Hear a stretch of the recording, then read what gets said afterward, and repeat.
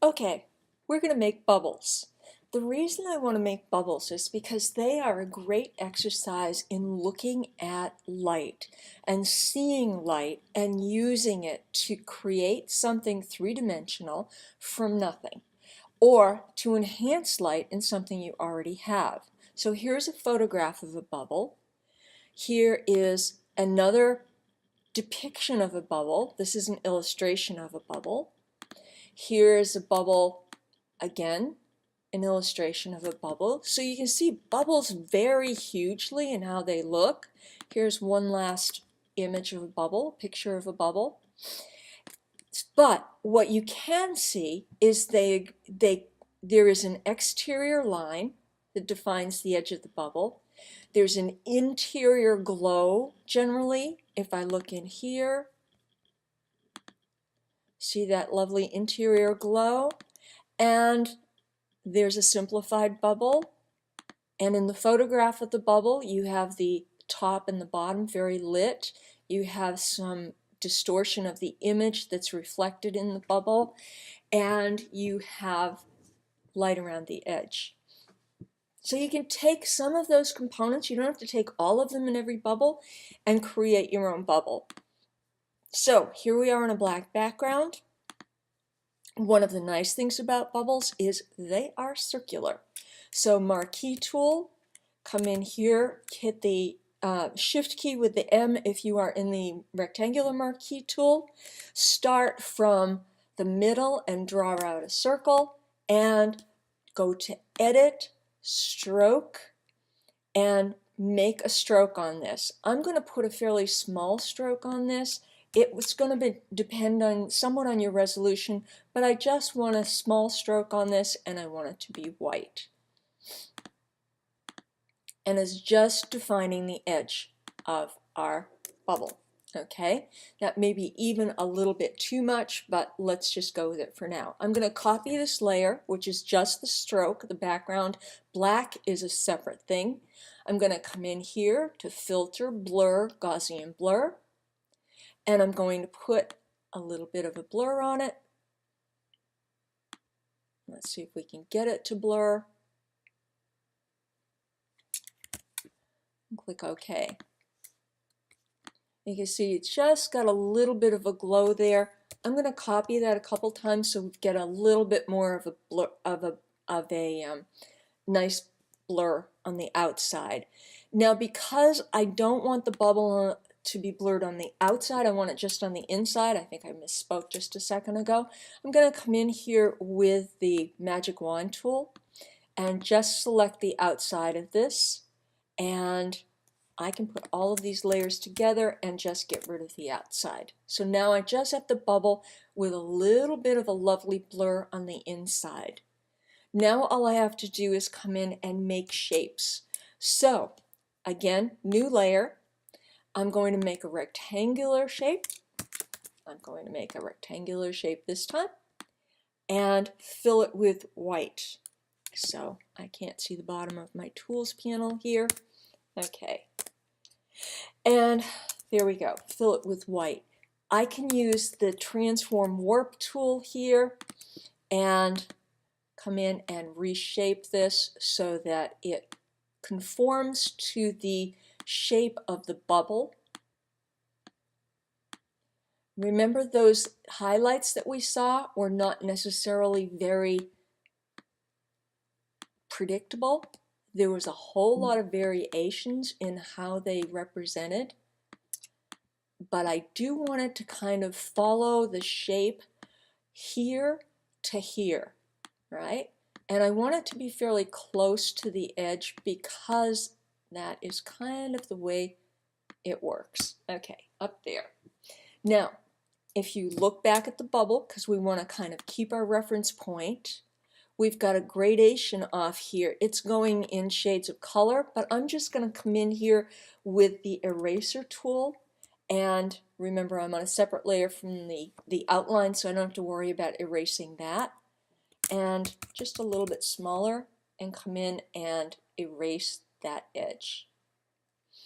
Now, if I want to, I can also come in here and just put a little bit of blur on the whole thing That's too much. Just a little bit, maybe 3, 4, 2, somewhere in there, just so it's not a super hard edge. Okay, so we're starting to get a little bit more of a bubble look there. I can copy that and turn it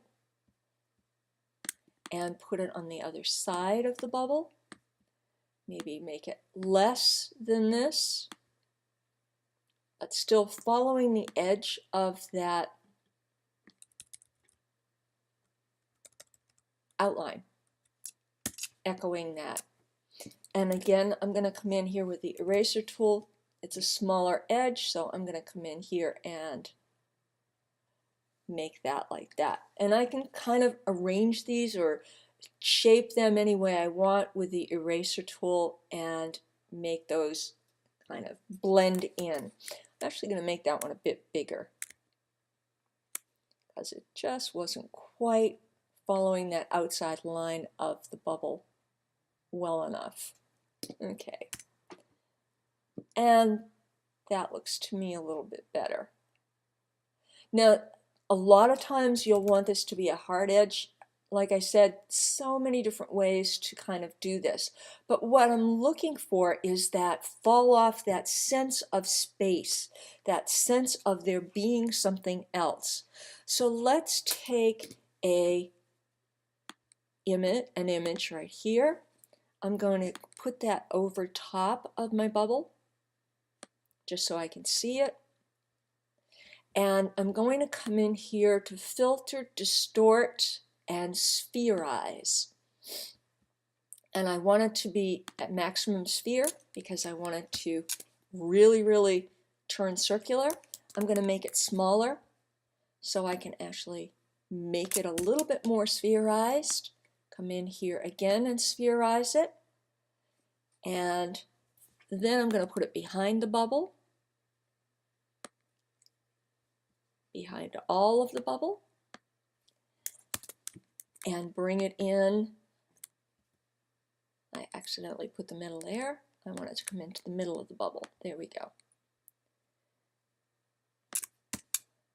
Okay. Now again, I can come in here with the outside of this one where I've got the outline and just use the magic wand tool and snip off the edge or mask it.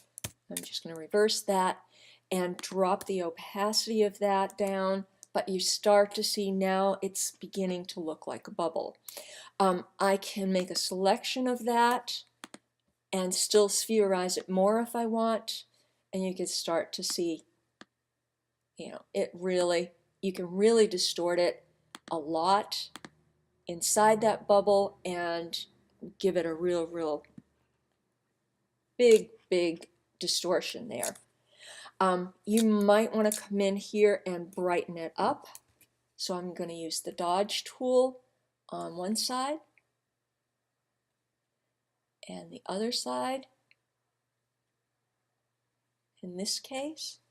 And then if I were going to put it over top, let me go back and put this in the history panel right now. I'm going to go back to this stage where I still have it on a layer, here, copy, and get back to that spot where I just stopped and paste. Whoops. Oh, I wasn't back there far enough. Sorry, guys.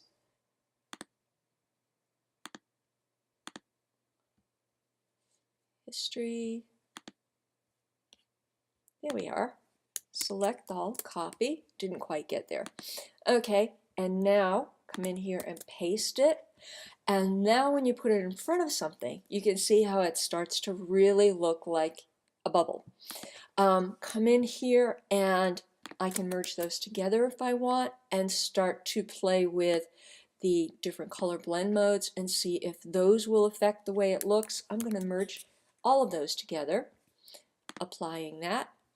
And now I'm going to come in and use color dodge and see if that works, or maybe screen, or do it together, 2 layers, soft light. You can see how as you play with the blend modes a little bit, hard light, it starts to give you lots of different options as to how it looks. Play with the blend modes, play with the opacity, and begin to suddenly see something that looks very, very bubble-like. The big thing here, guys, the big takeaway is observation. Look at it. What is it doing? How is it creating this sense of depth? How is it creating this sense of being round, of being spherical, of being three-dimensional? That is the big takeaway. So look at your bubbles. Look at how they're created. You can Google bubbles and get a million examples of them, but you'll be able to see a million different ways in which they look like they're three-dimensional. Let me come in here, there we go, and how that's created. I mean, this one has a nice jagged line, but it's kind of hard-edged, and then it's different colors, and then it's got the reflection of the building behind it, very small on the inside, very, very different. So that is really, really important to kind of observe and then go ahead and make your bubbles and create those dimensions with it.